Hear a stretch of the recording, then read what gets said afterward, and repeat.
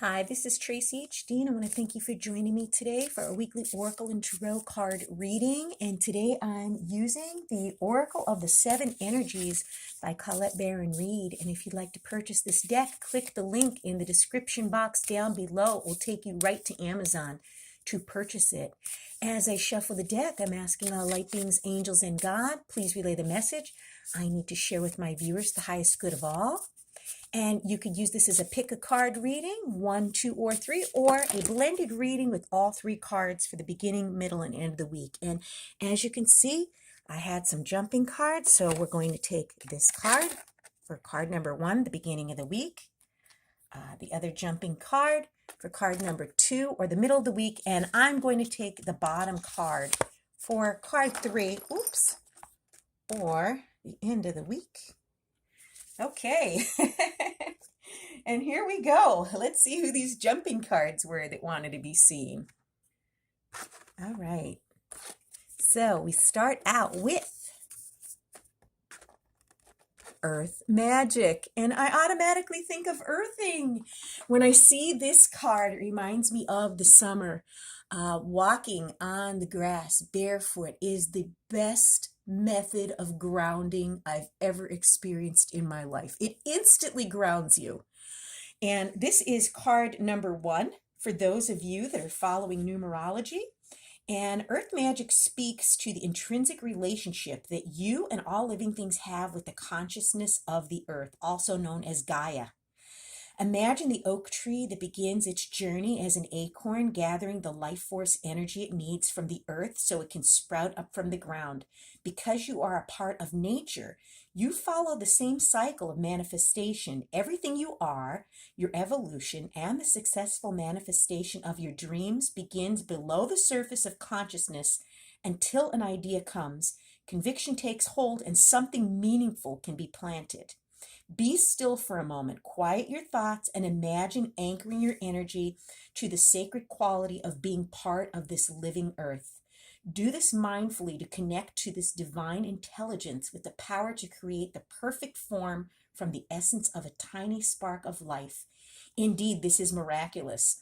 The message now is to trust that the seeds you've planted in your field of dreams are in good hands. The earth is a conscious divine source of love that's doing its part on your behalf.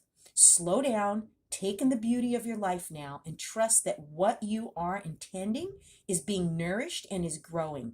There will be plenty of time later to tend to your garden, to water it and weed it.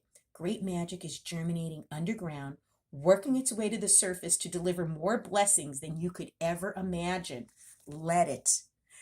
And then in the middle of the week, or for those of you that picked card number 2, we have Awakening Genius. And Awakening Genius is card number 29 for those of you that follow numerology. And the card is telling us that the ancient Greeks believed that each person had a specific genius that acted like a spirit guide, inspiring you with new ideas to further your evolution as an individual, as well as the evolution of all humanity. You could say that genius is the spirit of creative expression, and when you tune into it, amazing things happen. When your genius awakens, you realize you do not have to do everything yourself. You have an inspired, dedicated, wise helper on your side. Today, can you imagine cultivating a playful relationship with this extraordinary spirit? If you can, you'll recognize that you don't have to solve every problem with only the knowledge, memories, and experiences you already have accrued. Your intellect is this case that serves as a channel for the spirit of genius, and it could filter in new information. How you forge this connection is to get out of your own way and simply allow it to work through you. The word genius comes from the Latin gingere. I can never pronounce that word, but you get my drift. It's to bring forth a birth, and shares the same root as the word generate.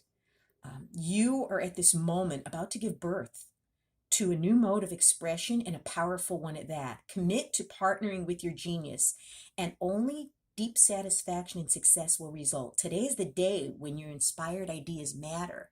And the easiest way to tap into your genius is to get grounded.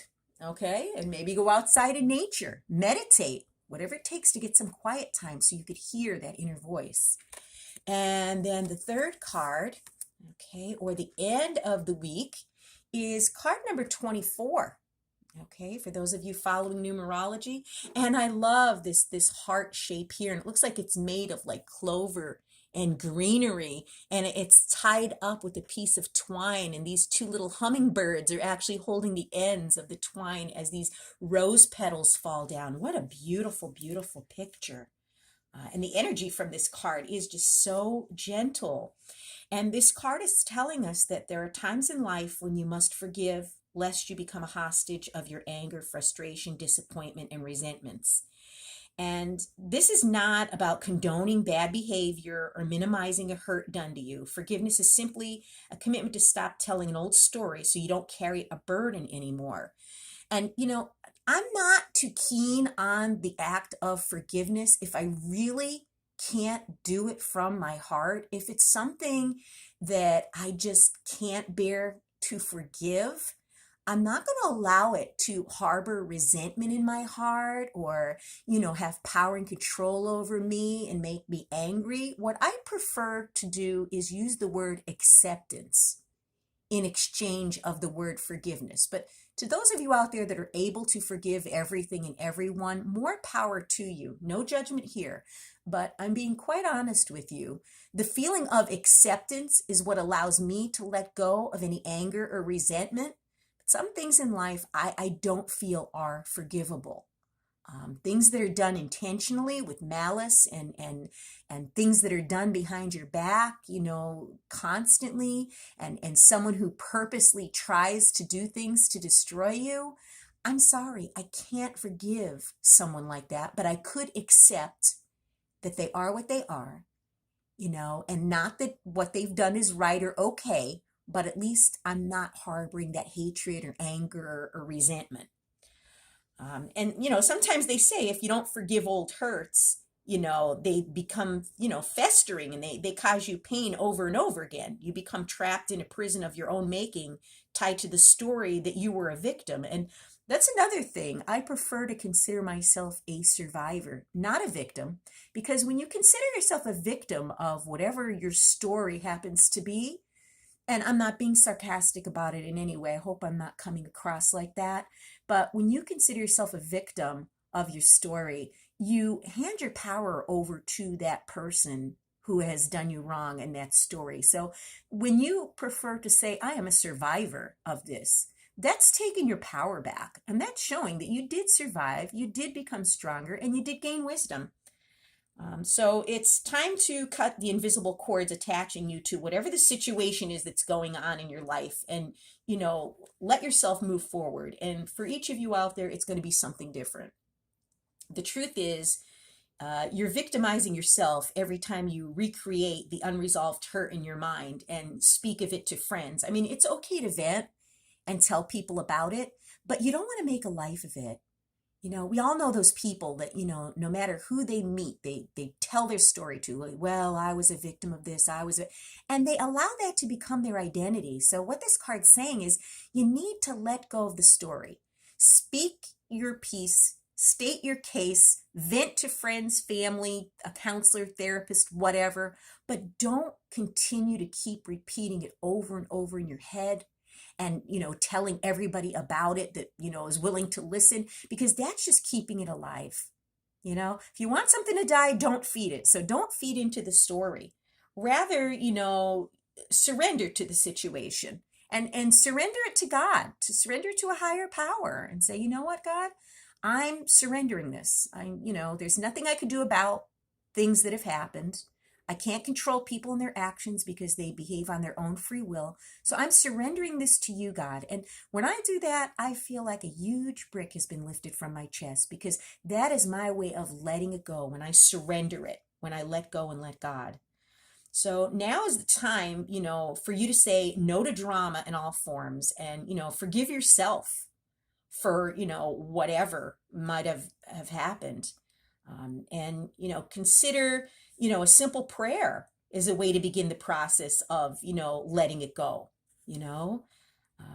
It's It's just what you need to do because, like I said, if we keep on reliving these stories in our heads and the past hurts and the past pain, we're going to continue living in the past. And as I always say, you can't move forward if you keep going back. So, what a beautiful message this week. If you've enjoyed this reading, please like it by giving it a thumbs up, share it, and above all, subscribe because I will be back with more.